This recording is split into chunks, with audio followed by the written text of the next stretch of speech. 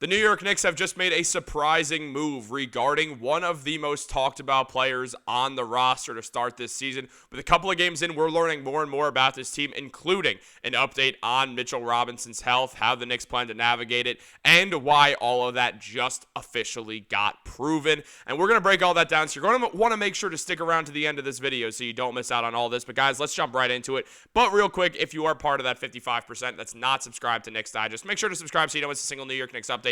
We got a lot of great videos coming out every single day that you don't want to miss out on. If you want to be up to date on all Knicks updates, this is the place to be. But let's jump into it, guys. There's a lot to go over because Leon Rose just made a very surprising move for this Knicks team that nobody really saw coming right now. I mean, the Knicks, obviously, they are back on track right now. They were 3-3 at the time. There was some fear. Now they're 5-3. Things are rolling. And they have a game against the Minnesota Timberwolves that is going to define a whole lot going forward. The Timberwolves are a very good team. Though Anthony Edwards is currently dealing with an injury and is questionable, Julius Randle has been on an absolute warpath to start this season. Shout out Julius for just being the man. We always will love Julius Randle on this channel no matter what. But with all that in mind, there has been a lot to go over with the Knicks ahead of this, and they just made a very surprising move. As we saw that they've just assigned Tyler Kolek back to the G League. He won the 2024 G League Showcase Finals MVP. And then later now has once again been assigned to the Westchester Knicks. Fans were not expecting this because Kolek was in the rotation for a bit with the Knicks. And Kolek did have an interesting start to his Knicks season.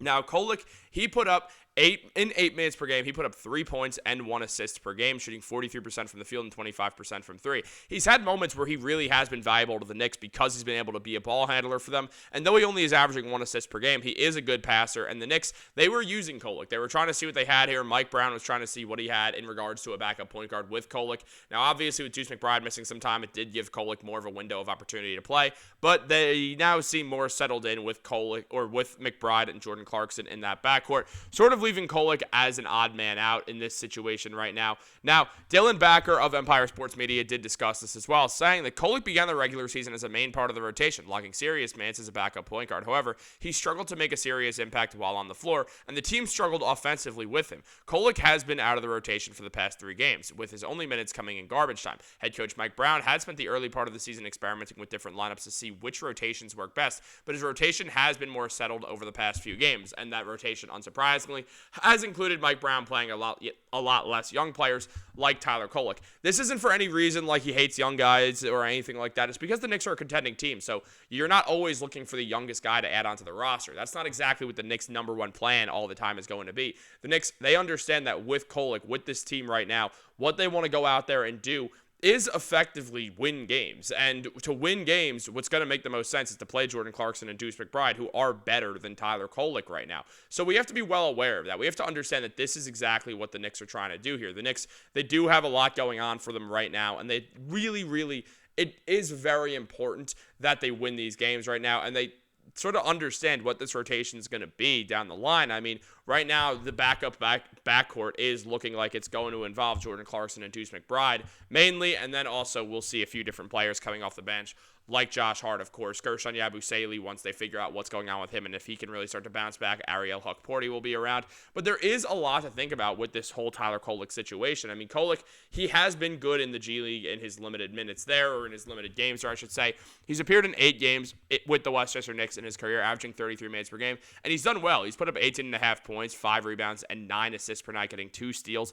The shooting has always been the concern, though. Kolek has yet to become an efficient shooter in the NBA. His free throw percentage has been good with the 91, showing that he does have the potential to get there as a shooter, but only shooting 33% from 3 and 40% from the field is definitely not ideal for Tyler Kolek or for the Knicks right now, and they're trying to figure out a way for him to clean up the percentage. I mean, 43% from the field, which he's shooting right now in the NBA, isn't the worst thing in the world, but they're just trying to get Kolek reps, continue to get him minutes, because they find it more important that he plays than he sits on the bench and watches games, and I'm inclined to agree. I would rather see Kolek playing games, starting with the Westchester Knicks, as they actually try to build something up, in comparison to just sort of letting him just sit on the bench. I understand why they have Dadier and Diawara there right now, because they do want them to learn a bit from those guys, considering that they're both a lot younger than Kolek and everybody else.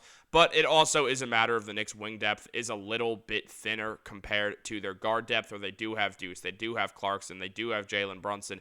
They do have enough guards where it feels like they're going to be able to be fine regardless of whether Kolek's there or not. So there is a lot of questions the Knicks are going to have to answer with this going forwards. But also we did see a huge update as well in regards to the big man situation, specifically both Mitchell Robinson and Karl-Anthony Towns, but mainly Mitchell Robinson, because there has been a lot of talk surrounding Mitch and what exactly the plan is for him going forwards with the injury concerns. The last thing the Knicks want is for Mitch to be hurt. They want to make sure they slow roll this thing. And right now, that is exactly what they've been doing. And Karl-Anthony Towns has been downgraded to questionable for the game against the Timberwolves. So when we understand that, when we understand the Cat is now questionable for this game, it does make sense that the Knicks, you do start to wonder, is Mitchell Robinson going to play then, or are the Knicks going to be ultra thin at the big man position with just Ariel Hukporti and Gershon Yabusele, and then obviously as well Trey Jemison on the two-way contract holding it down?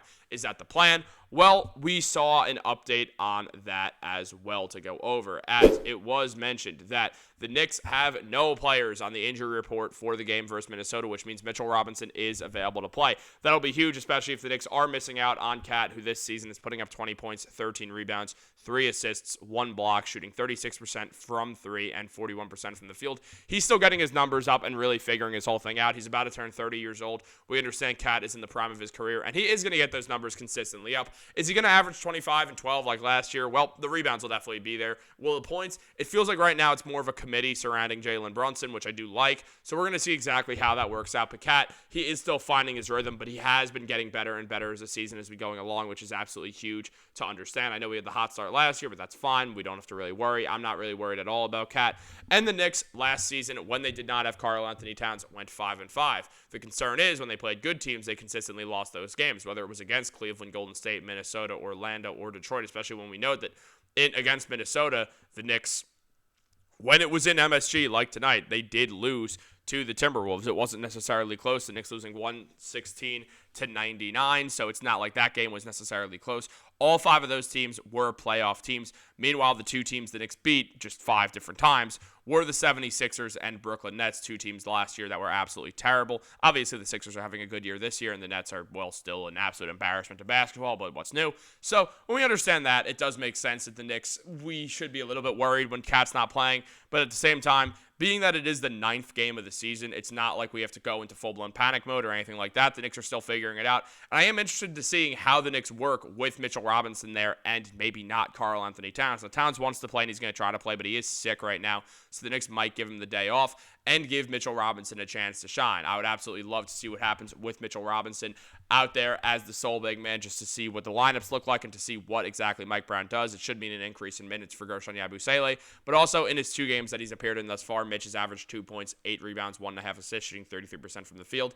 Obviously, 2-game stretch, it's not something to really be taking too much stock in right now. We all understand what Mitchell Robinson can do for this team, and we all are looking forward to seeing Mitchell Robinson continue to do what he does. Guys, what do you think about this whole thing? Let me know in the comments down below what you think about Mitch being the only big man tonight on this Knicks roster. What do you want to see out of Mitchell Robinson? What do you think about Kolek going to the G League? Is it a good idea, or should he stay up in the NBA and get rotational minutes, or should he just sit on the bench? You guys let me know in those comments, and I will get back to you. Like this video, subscribe, turn on post notifications. Have a great day. Go Knicks.